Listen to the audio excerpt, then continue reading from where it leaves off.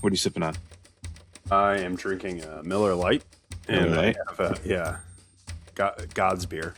God's beer. I have a little beatbox for a little boost. Mm. What are you drinking? Canada's finest, Fireball. Oh, wait, We've Canada? pretty sure, dude. Oh no, Jamie, are we already at a Jamie moment? Jamie, pull that up. Pull it up. Pretty sure, dude. Sazerac? It says it's produced by Sazerac Company for Yeah, that sounds Frankfort, Canadian. Kentucky. Well, that would disappoint me, but no shade on the Canadians, but Some shade. some shade. Well deserved. Well, yeah. There are some good things that come from Canada. If you listen to our last episode, Yes, yeah. episode 1, which you can find at cities touchingtips.com. and Spotify and anywhere else you listen to your podcast, Spotify. except Apple Music. So pretty much So Spotify Spotify and YouTube. and YouTube. Yeah, there you go. That's cool. Working on Whatever. that. Yeah. You gotta crawl before you can walk. This is why we need a Jamie. Have you figured it out where Fireball comes from? I think it's Canada. Oh, it was developed in Canada in the mid-1980s. Marketed under the name Dr. McGillicuddy's Fireball Whiskey. Cool. Well, Okay, so there's a few good things from Canada. We got titties, Fireball, Avril Lavigne. I was just going to say Avril Lavigne. I mean- Ryan Gosling. Yeah, there's some, We were talking cool things. Oh, sorry. Jim Carrey, Jim Carrey. Yeah. but he's changed recently. Yeah, that whole body double thing was a little weird. I think he just got bad plastic surgery, or fillers, or whatever that is. Fillers, but he used to always be so against plastic surgery and fillers. Yeah, I don't know. It's weird. That whole little situation was weird. But he's always doing weird things, like for publicity stunts. So maybe this was kind of like some weird, Yeah. I don't know, paying it back to The Mask and something weird. I mean, he hasn't been in a movie in a while. I feel like I could be wrong, but I guess His whole life's a movie. I feel. Yeah, So. he's nuts. like the Truman But- Show.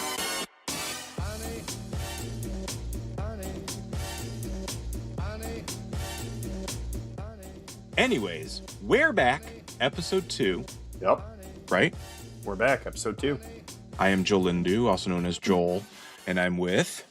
I'm Gunner the Great, also known as Gunner. Pretty cool. There's a lot we want to talk about. It's been a month since we recorded last. Is that correct? Yes, we had some slight delays, but yeah, we're back. And lots have happened, so we have a lot to What's cover. We do. We're going to talk current events Mm-hmm. because there's lots going on in the world. We're going to get into some video games, I think, as well, Yes, sir. because that's a big part of this podcast. And something came out that is really, I don't know, something that we absolutely love and can't get rid of. We'll let you guess on what that is. Reunited us, yeah. Reunited us once again Gaming-wise, yeah. into the world. Into the world. And then we also have some, I don't even know what to describe the fight we watched 2 weeks ago. Gypsy and Super Hot Fire. So we have a whole interesting perspective, and I don't know. I saw things that I never thought that I'd see on the internet before, and I've seen a lot of the internet.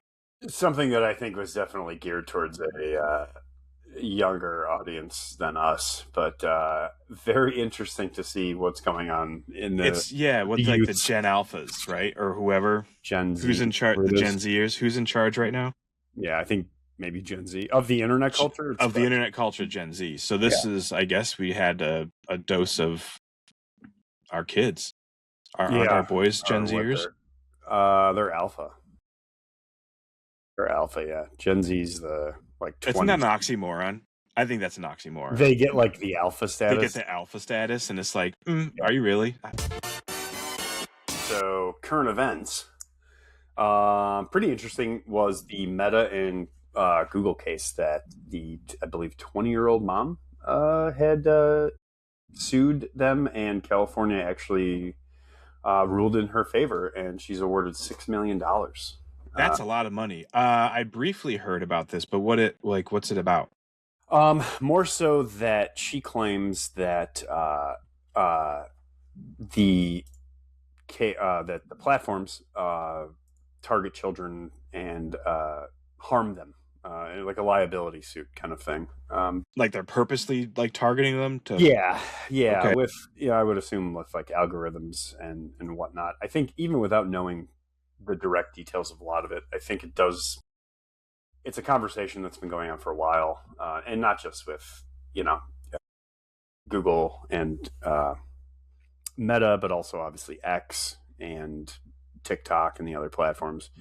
Is the safety of children in those platforms, and then the big tech's argument is that, oh well, we have age requirements, oh well, we have this, and it's like, well, it's also easy to change your birth date when you create an account. It's a 12-year-old kid knows how to do this because they're doing it at school on their laptops and their iPads and whatnot. They put like these dummy barriers up. It's just like, dude, this is just like a legal thing. Yeah, exactly. It's like when you go to like an alcohol website and it's like, are you over 21? Yeah, of course. Duh. But tell us your birth date. We have no way of verifying, but tell us. Yeah. It's really goofy. I think it says a lot about maybe it's the first step in holding like tech reliable. I mean, even I know, I'm sure you've had it too. Even just the algorithms, whether you're doom scrolling on like YouTube or Facebook or whatever the hell it is. I mean, it keeps you hooked, and it works on me. And we grew up before the internet, and I can only imagine what it's doing to the kids that are currently growing up on it. Yeah, like their brains are developing, and so like their brains are learning that this is the normal, the societal norm, and it's like it's not. There was a lot that happened up until the internet. Right. Yeah, I 100%. Yeah, and it's a weird. I mean, I guess it depends on where you live and what you do. Obviously, everyone's childhood is a little different, but I think, I mean, I grew up riding my bike around town, hanging out with buddies.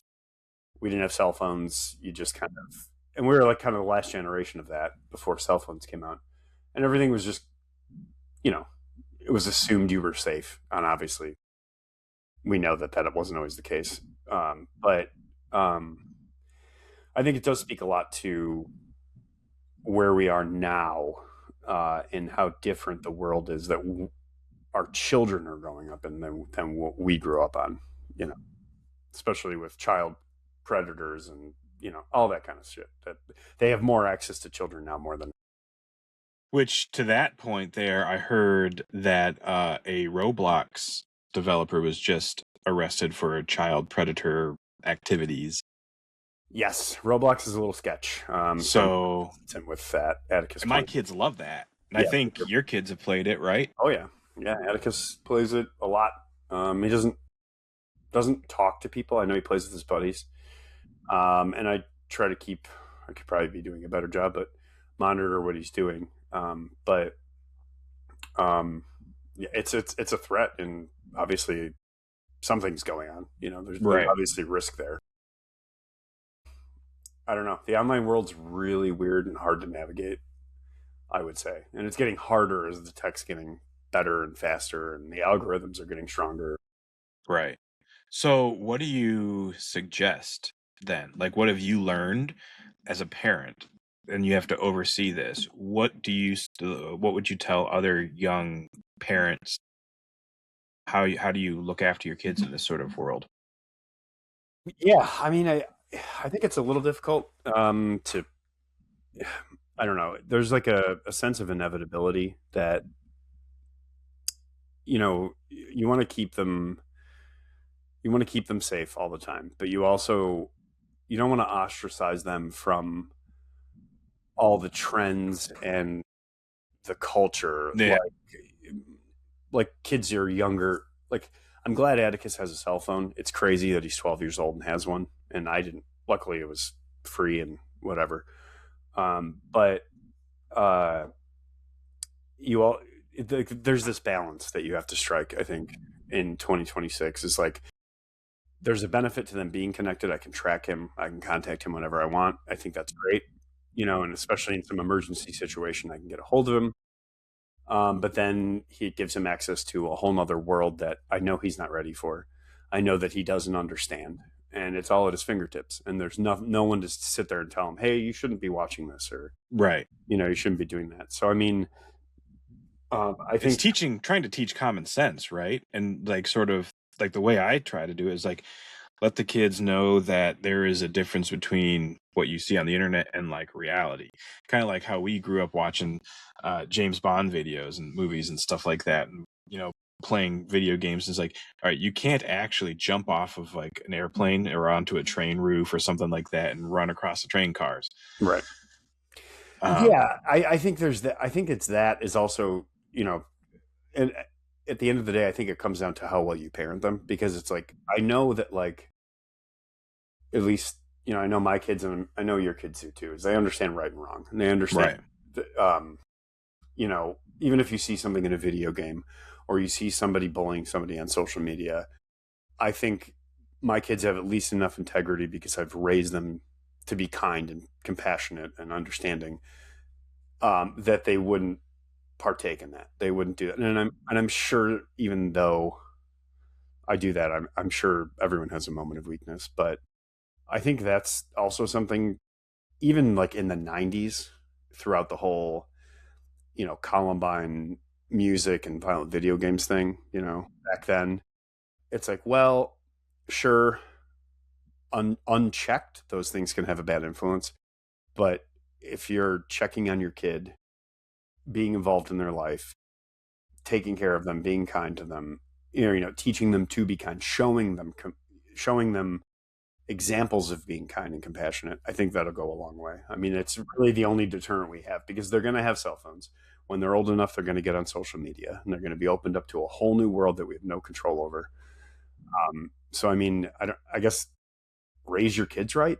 I mean, be involved with your children. Be involved. I think that's the big thing. Yeah, I think that's the big thing. Be involved. Know what they're doing. Eventually, it's just like, eventually maybe they'll try a cigarette. Eventually, they're going to drink a beer. Eventually, they're going to kiss a girl. Whatever's going to happen, it's going to happen. But like, if you raise them right, I don't know, or They'll at make least good with the decisions. basic tenets of of being a decent human being.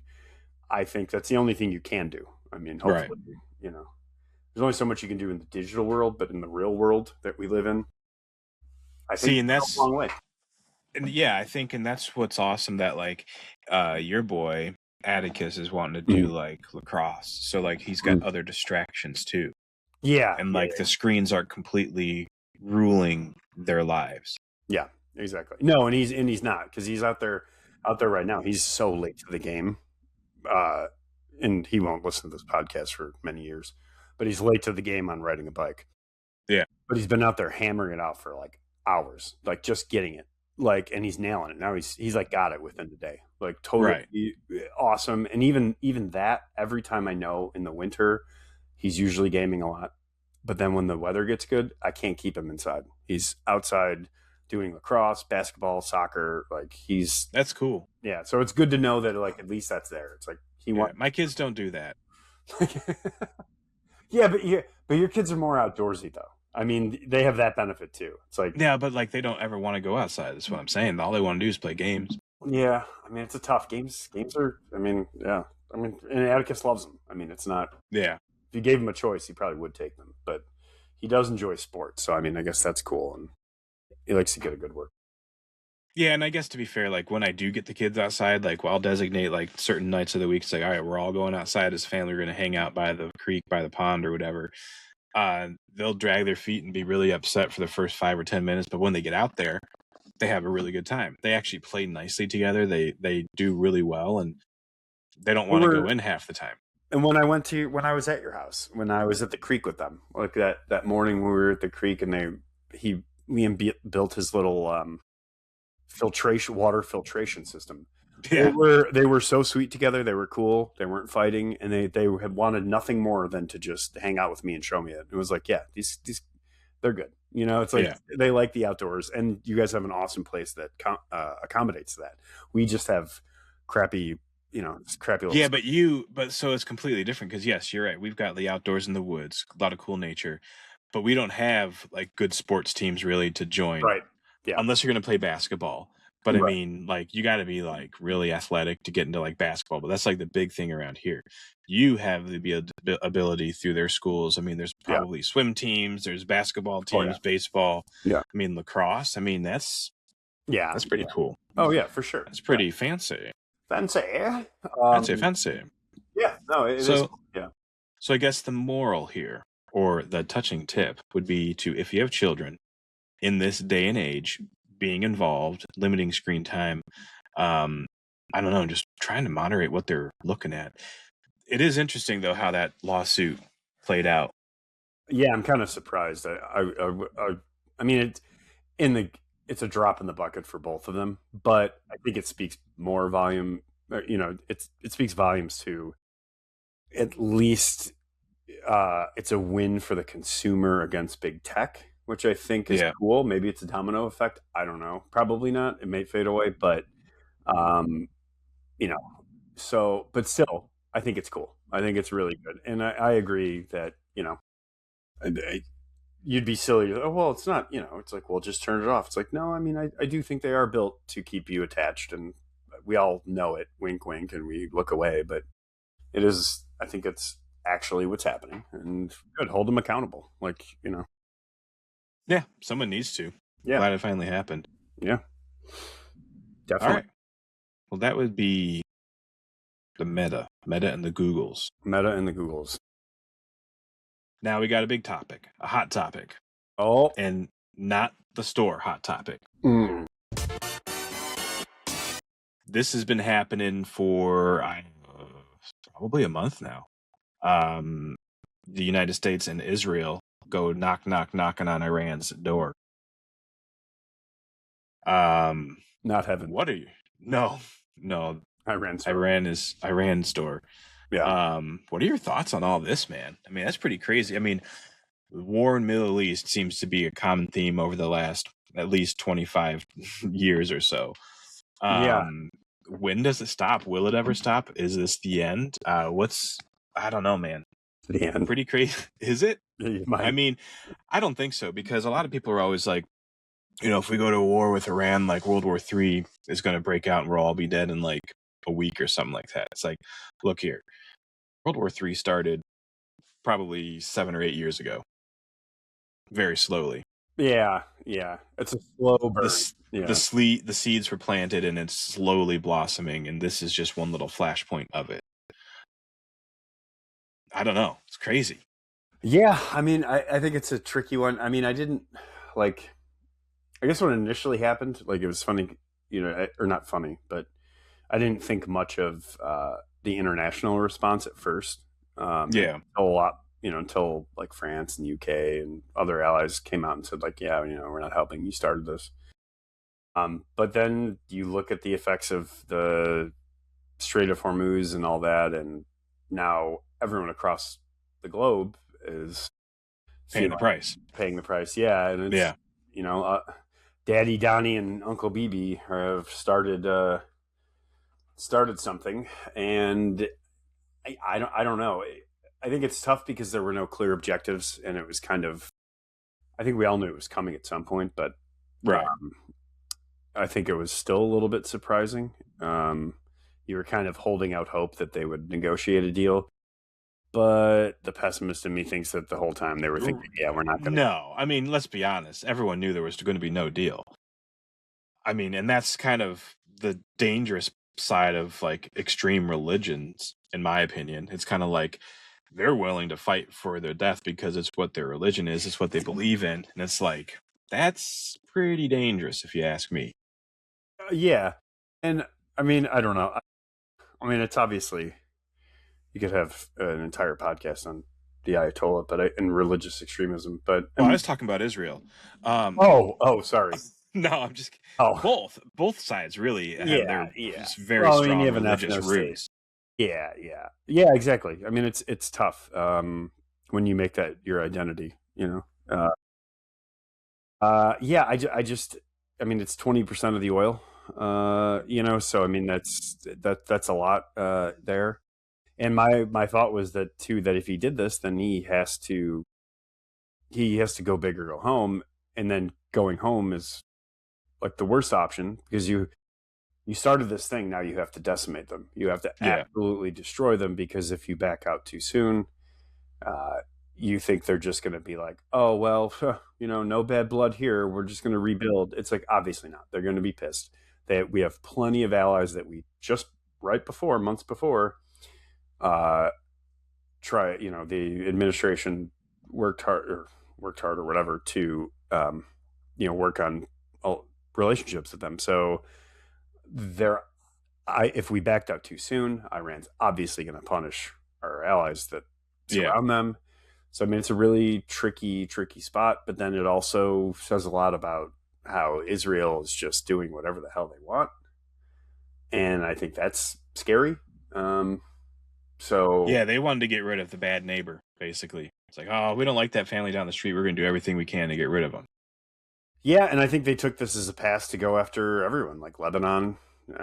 Like they were just like, cool, well, if we're firing rockets, let's just hit everyone we don't like. And I don't know. Because we're going to have our little friend, the United States, do all the dirty work basically for them. Yeah. And the reward for the United States is oil. I mean, if you think about it, the United States now has, or will soon to have, all the control of the oil in the world, if not all, a large majority of it. What did we do right before we went to Iran? I mean, we went and said hello to, right. Yeah. We went down to Venezuela, took over the world's largest oil reserves or something. And I don't know my stats at all, so I could be very far off, but no, I mean, Venezuela is huge. Yeah. Yeah. And now Iran, the Iran thing is going on. The United States has the control over all the natural gas and oil, in the world, it seems, at this point. So that's why the United States was okay with jumping on in. Because what have we learned over the decades with the United States is we'll go where there's oil.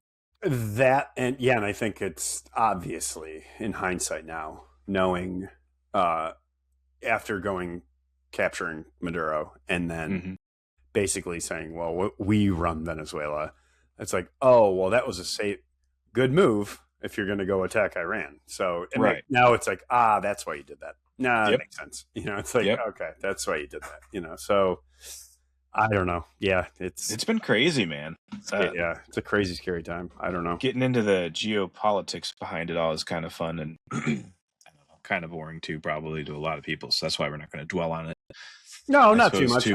I mean, it's an interesting. You should pay attention. I think, and even Trump's going to meet with Xi Jinping maybe next month. Pull that up, Jamie. But I think it's very, very soon. And the Taiwan thing. I mean, there's a lot. There's a lot still to come. The stage is set. The stage is set. What's really telling and interesting though is that you really find out through all this who your friends are, though, because a lot of Europe has not helped out the United States. So it's kind of like, what are you all doing? Because it's been proven now that Iran has the missile technology and capability to hit capital cities in Europe. Yeah. So maybe you might want to do something about preventing that from happening. Yeah, I could see why they'd be like, hey, you started this, finish it. But at the same time, it's like, well, it's your content, it's like, bro. It's maybe you should, join a team. Quick. Yeah, I don't know. We'll see. Yeah, it's not. I think it's going to get a lot worse before it gets any better. So we'll see. We'll see. I don't know. It'll be interesting. We should write a book about it. We should maybe start a podcast about it. That's what we should do. Yeah. Anyways, that's our current events segment. Let's take a break. What say you? Does that sound good? I'm down for an intermission, my friend. Down for an intermission. And when we get back from the intermission, we're going to talk about some videojuegos. Oh. So get ready.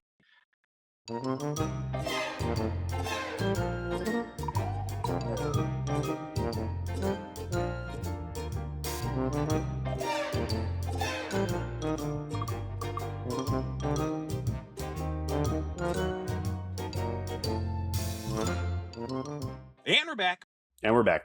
We're going to get into it. We're going to switch up what we told you before the break. We said we're going to talk about videojuegos, but we're going to dive into something a little more, I don't know, culturally rich. Rich is a nice way to put it. Yeah. I suppose so. Yeah. What was it? 2 weeks ago, Yes. we turned into an influencer boxing match. Is that what that was considered? Yeah, that's what that would be. Yeah, a bunch of streamers turned celebrities that host boxing matches. Yeah. And it was, as you would expect, absolutely terrible. Yeah. Insane. Maybe that's harsh. It wasn't terrible. It was entertaining. Yeah, I mean, they don't have. I don't know much about Aiden Ross's the company that he owns that produced it, but they Brand risk Brand Risk? 13, I believe. You could tell they don't have the HBO money or whatever, or the Class. ESPN money or class. Yeah. That's a good way to put it. So I guess okay. So I don't know I didn't know what to expect. Not at all. I was thinking, oh, this is some really cool fight. Yeah. And we can watch it on YouTube or something. No.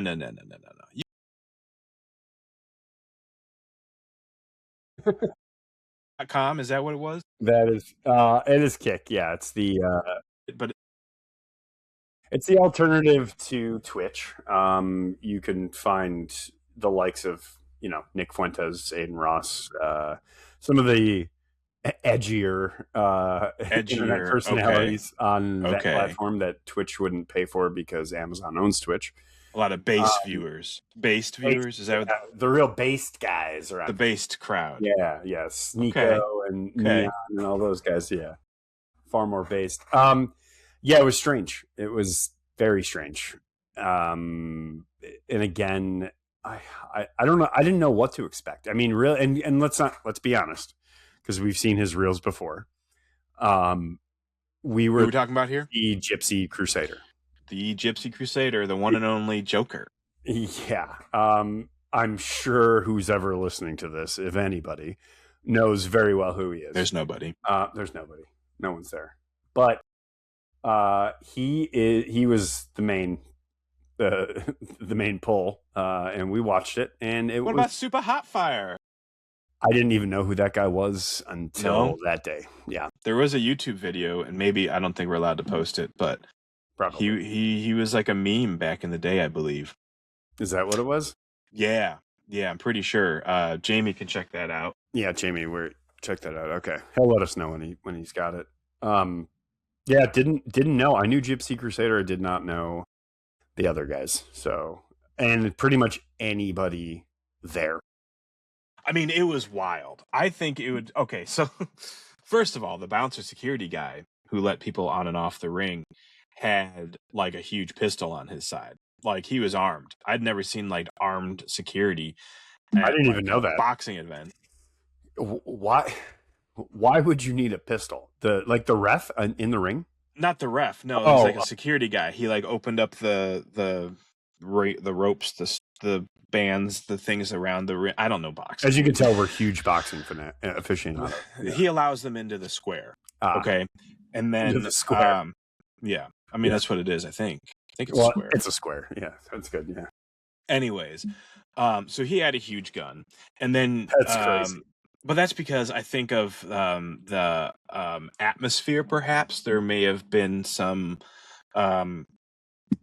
people that didn't like other people there. So I think questionable people. A lot. Let's just say there was a lot of egos there. I think, and it was one big pissing contest. And I think that the security was there to just maintain peace. Anyways, so then you'd have like the girls in the bikinis that would come out with those big signs, like holding up round 1 or round 2 or fight or whatever they say. Remember they'd focus on their butts. Well, that's what I'm saying. I couldn't tell you what the sign said because the cameraman would zoom right in. Yeah.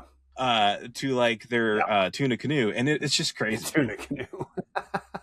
Yeah. He did very clearly had a focus, and you got to see it. Yeah. So I mean, right then and there, I was like, okay, this is definitely for entertainment. This is wild. This is something that I would expect in like some New York alley or like in the basement of some scummy Baltimore apartment or something.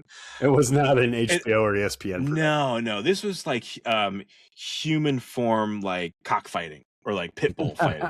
Basically, a bunch same of crowd. B-list influencers, D-list influencers punching each other, and then women with barely any clothes on, and the camera's like, "Hey, let's check that out." Hey, so you know what? To be fair, it was more interesting than them.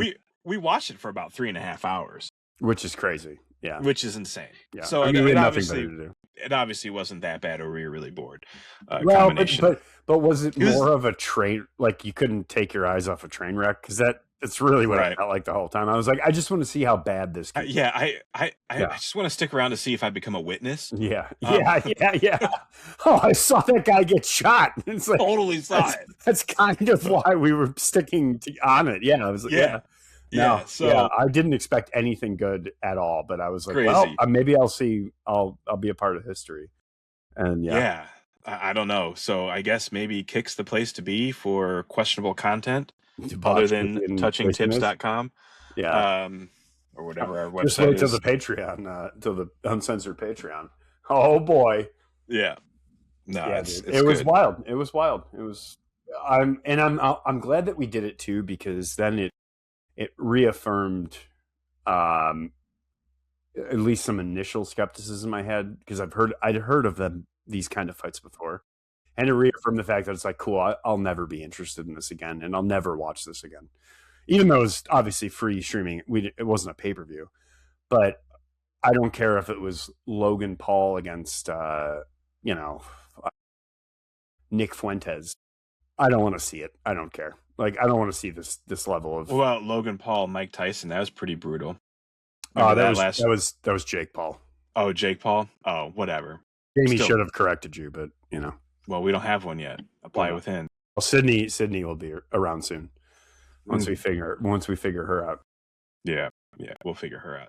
So, anyways, did anyone else out there watch the Gypsy fight? I mean, do you have any thoughts on that? I'd be curious. Yeah. Is that normal? Because there was a lot of hooting and a hollering. I have not heard like any more. There's so many swears and racial slurs. It almost made me like double think my own reality. I was like, what is going on? Yeah, it was wild. Yeah, you felt like you were watching like a finely produced, like what was the website?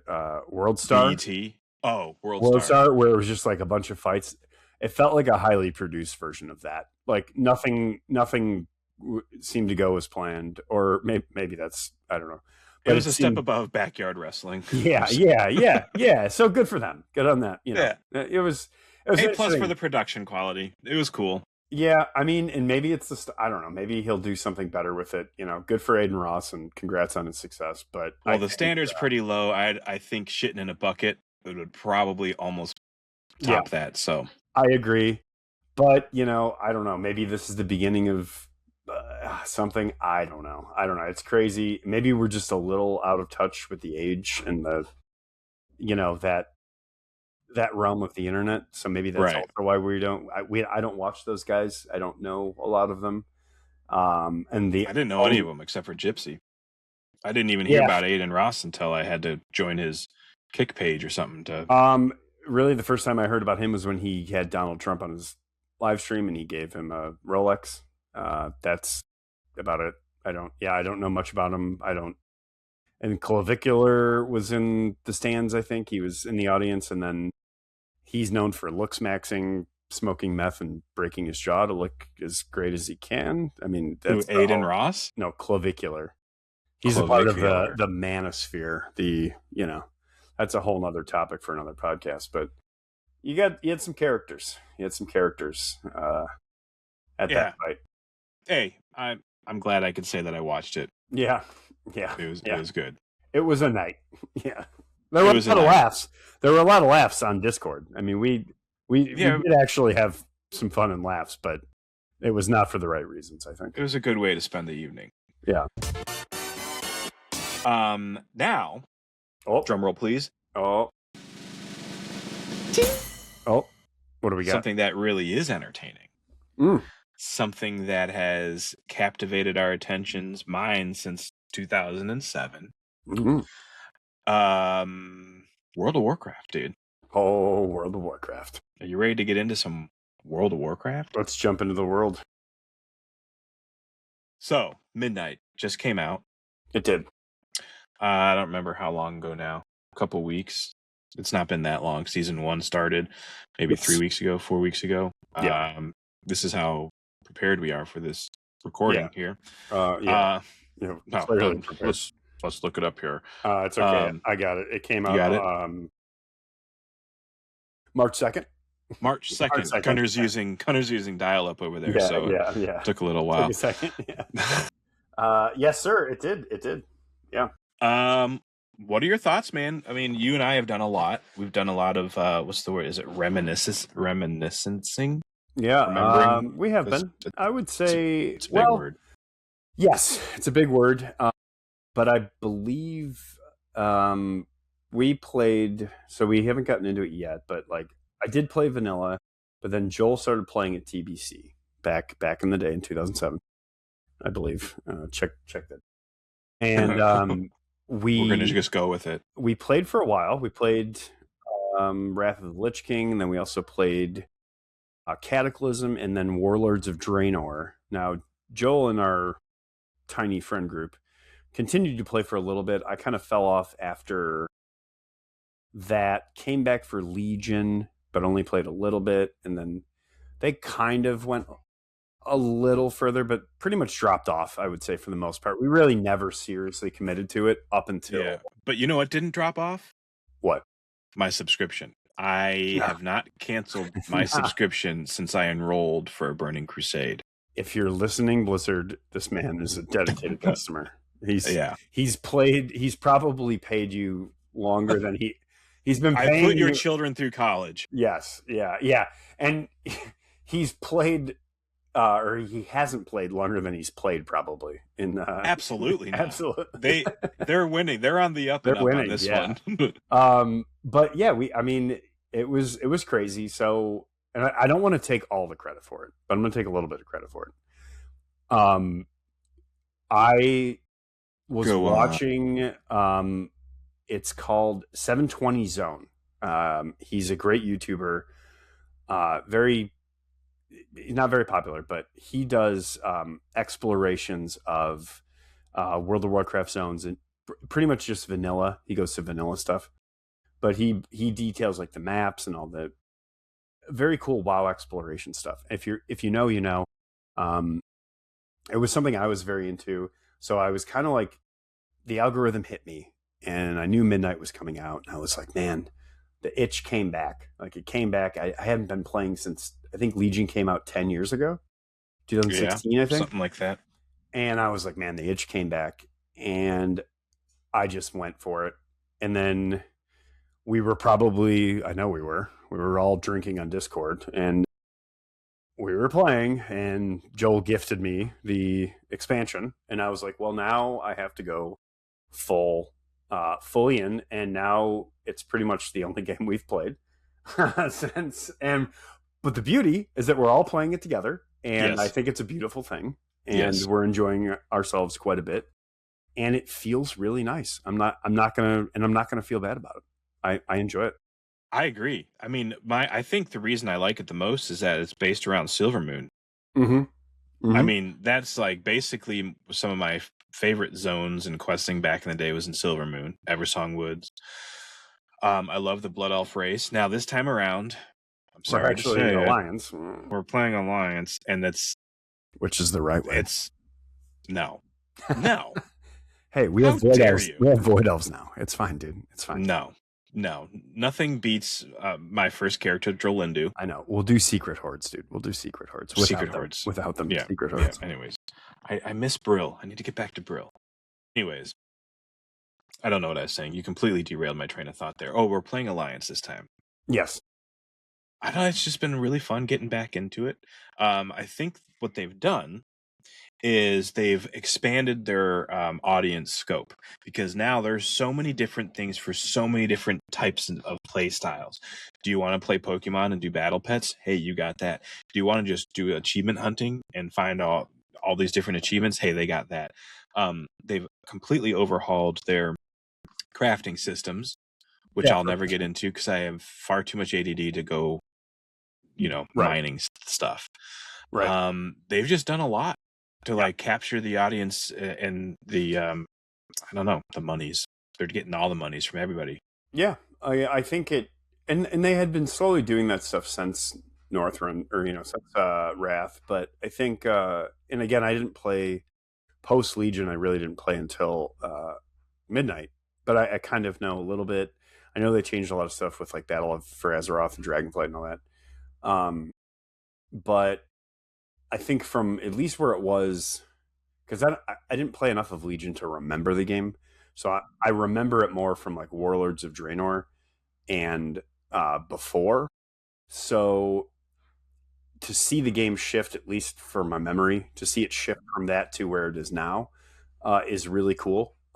There's a lot of quality of life things that they've done to make things much easier. Yeah, that I think is very important. like you don't need a lot of add-ons anymore. You don't, and I think that does that. Not only does that make it more accessible for new players, I think it makes it really easy for veterans too. Like, if we consider ourselves veterans, I think, which I think that's viable. Monetarily, I'm a veteran. Yeah, Monetarily, yeah. We've had our heydays in the raids. Yes. But, I think it helps the veterans too. It helps the game, especially as we're older now. We have kids, we have lives, we have new houses being built, we've got farms and life and everything going on. It makes it easy to jump in and jump out, and I think that's the best part of it. And maybe someday we'll get to some high level raid stuff, but I think it's coalescing with who we are now. Like you and me are different. When we first started playing that game, it was much different. We could bury our lives in World of Warcraft. We can't now, but it's nice to be able to jump in, have something to play, have something to do, whether it is dungeons or leveling a character, or doing those quests, finding pets, finding goofy little treasures around the world. I think that's fun, and I think the Blood Elves, as you said earlier, they got their just desserts, and they finally got beautiful city that they needed, and I think they nailed it. I think it's the best city in the game. And absolutely. Now, all that said, the story kind of sucks. Story is absolute garbage. It's ass. Yeah. I mean, there's maybe some notes, but I would say of all of it, that's probably where it falls short. It's very as you would expect for the story writing these days and across the video game industry. It seems rushed. It seems very safe. I don't know. It just wasn't that great. But I mean, like you were saying, the quality of life features. I mean, the fact that you can do like follower dungeons now. Yes. So you don't have to be running around in a queue with a bunch of pugs. Because I had a really bad pug pickup group, playing with a bunch of random players for anyone that doesn't know the lingo out there. I mean, you usually don't find people cooperating or knowing what they're doing. But when you're with these followers, it's a bunch of bots. They've done the same thing with PvP. Like you can do PvP against bots now. I mean, it's just we did that last night. It was awesome. Some of the most fun getting back into, because we had talked about PvP, and I was like, no, not doing it. Don't have time. Don't have it's gonna anger me. My anger. I got nothing to break around me, and that's good. But doing that was actually a lot of fun, and it was challenging. It was challenging. I died a lot, got a couple kills. Wasn't the greatest, but still learning the class. But that was a lot of fun to kind of get thrown back into something that I hadn't done. I hadn't done PvP since like probably Wrath of the Lich King, and it was cool to kind of go back into that, have fun. I loved it. That's what I'm going to focus on now. It's cool, especially if you have a high level character. I think now having I have the 190 and you have a couple, and having other high level characters, once you get to the 90, you finish the campaign. It's kind of there's this whole other aspect that you can just enjoy at your leisure, and I think taking it slow, taking it at our own pace. There's no pressure of a Mythic plus raid guild. Like there's none of that. And like when we were younger and didn't have as many responsibilities, that was always spend 8 hours running a raid or something, right? And that was the goal. That was like, you got to be top dog, fucking the best.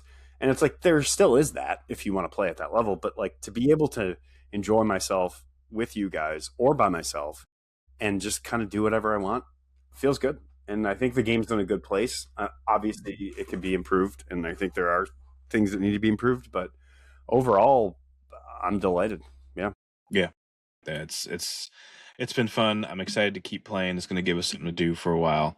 I don't know. We're back. We've never left. We never left, honestly. No. Now we're back. I like that we're all back together too, which is cool. It feels like a communal experience. It feels that's why I play it. I play it to be social. I don't play it to do stuff solo typically. Right. Yeah. We could just sit on Discord and bullshit about politics or whatever, but this time we can like achieve something or have some fun at our own pace. Like, right. Oh, you wanna jump on this alt? Oh, I can take this. Oh, you want to switch over to this? Okay, I can do this. And everyone's just having fun, laughing, joking. We've had ridiculous pugs, terrible pugs, really good pugs. I mean, it's, it is what it is. And I like that. I like that it's not, it also, in a weird way too, it keeps it fresh by like, yes, some nights are goofy and weird. Some nights we get a lot of stuff done. Some nights are just kind of a little bland, but like dry. Yep. Yeah, but I like that. It's not a continuous stressful grind all the way to the top or a constant, like, we don't have to go pug something if, or whatever. I like it. It's a good place. Yeah, I'm happy. Mm-hmm. I'm not going anywhere anytime soon, and they know that. So they know it. They've got they have a lot of your money. Damn that auto pay. Right. Well, I mean, that kind of brings up the very last little portion, I think, of the show. You ready to get into our favorite thing? Something just started. Something just started. It did. What is it? It's called baseball. Oh, snaps. There it is. And and there it is. Yeah, dude. For some of us, it's more of the same. Yes. Yes. Maybe for Gunner, I think you guys are doing good. You're probably starting off better than you did last year. A little bit. I mean, it's more of the same. We like to start off strong and then fail. Fair enough. Start off strong, stay strong, and then choke. Yeah. See, more of the same for the White Sox because we started off poorly and we ended poorly. And currently, as we record this right now, we are losing 0-4 against the Milwaukee Brewers. However, there's a silver lining, and I mean this from the bottom of my heart. Oh. Gunner knows my hatred for the Chicago Cubs. Quite. It's a strong hatred. It's a strong hatred. It is. In fact, some could say my hatred for the Cubs almost supersedes my love for the White Sox. I would say so. You're very passionate about your hatred for the Cubs. As the White Sox fall and crumble again to the Milwaukee Brewers, that only helps the Cubs go lower and lower in their division. So you know what? I am willing, as a diehard White Sox fan, to sacrifice a few wins. We don't have to sacrifice all 162. Yeah. You could take like 3. We'll give up 3 or 4 wins. Yeah. If that allows the Cubs to be knocked down a little bit. Right. So I'm not too upset with our start of the season. If anything, we're just sticking it to our rivals a little bit. Like you said, there's a silver lining. There's a plus to it. At least the Cubs are getting knocked down. I mean, that won't always be the case. As of now, it is what it is. The Brewers are 1-0, and the Cubs are 1-1. So we'll see what happens tonight. They're about to be 2-0, I'm guessing, even though it's only the third inning. The Cubs, I don't know what the Cubs are. The Cubs are currently choking, probably. Oh no, they were playing earlier. I believe they won. Yeah, they won 10-2. They smashed the Nationals after the Nationals smashed them. Well, therefore, we need the Brewers to win today. Yes, sorry, White Sox. Definitely do. Yeah, I mean, it's at this point. Right. Might as well just I mean, Yankees wise, I don't know.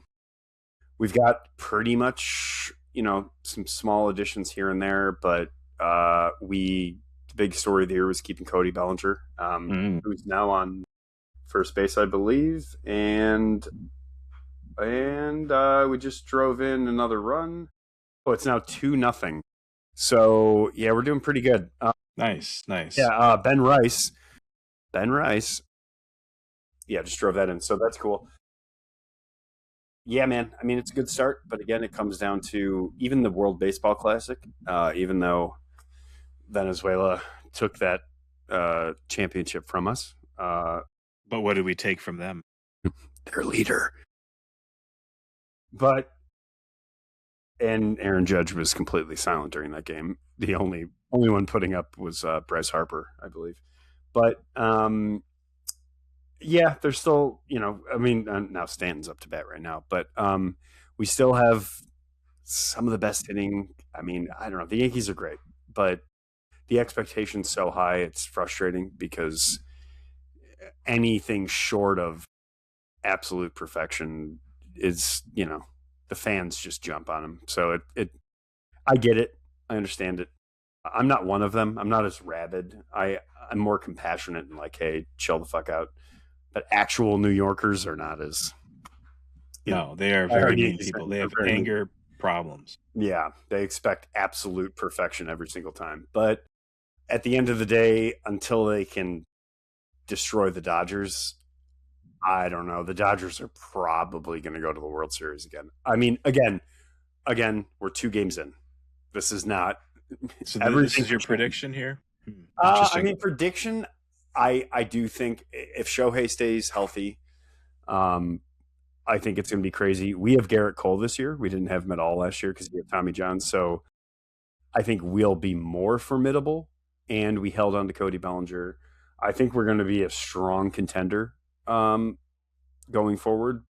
Pretty much one of the best teams in the American League. But the Dodgers in the National League, I mean, I don't, until hopefully we meet them in the Fall Classic. But the Dodgers are probably still the scariest team in baseball. So I don't know. And we just got another. Nope. Oh, did he get it? Oh, he's out. Well, yeah. My prediction is that the White Sox will not be at the World Series. I hope you're wrong. I hope you're wrong. I hope I'm wrong too. I hope you're wrong. I really hope I'm wrong. I hope they pull all the shit out. And we're in the middle of a rebuild, which they said we weren't going to be doing. But we're in the middle of a rebuild. Seems like the Chicago motto, whether it comes to the Bears, the Bulls, the Sox, or the city itself. Oh, we're rebuilding because anybody who's never lived here. You can drive anywhere around this, even the state, and everything's under construction. Right. Forever. It's forever always construction. It's just everything's. It's a work in progress. So it is a work in progress. Just like us. Just like this podcast. Absolutely. A work in progress. It's our Chicago roots. Yeah. Yeah. We'll never actually finish. No. We'll always be under construction until we win a podcast award. Then they'll be like, "Oh, we did it. We got it." Yeah. Mm-hmm. That's very likely. Yes, sir. Anyways, I think that's a wrap. I think that's a conclusion of episode 2. I think so. Make sure to check us out at touchingtipspodcast.com. Do that. Joel, do you want anybody to find you on any social medias or anything else? You can find us on the YouTubes and the Spotifys. But not you personally? No, I don't associate with you personally. Not with you rats. No, I don't have a good. I need to get a good social media going up there. I don't want to. You do. Okay, so if you guys find me, which I'll give you my things, you could find Joel that way. He does post a lot of great pictures, and he posts a picture every day, and it's really cool because he's building. I'll see if you can find me. If you can find Joel, find him. You can find me on my Substack if you want to listen to my kind of incoherent political writings on Substack at I believe it's substack.com/GunnerGreat. And then find me on Instagram, Gunner and Larson. So yeah, go do that stuff. Make sure you like and subscribe. Do it. Hit that like button. Smash it. Destroy it. Somewhere down there. Wherever it is. We'll do it in post. Yeah. We'll do it live. We'll do it live. All right. Well, thank you for joining us as usual. And until next time. Have a great day, guys.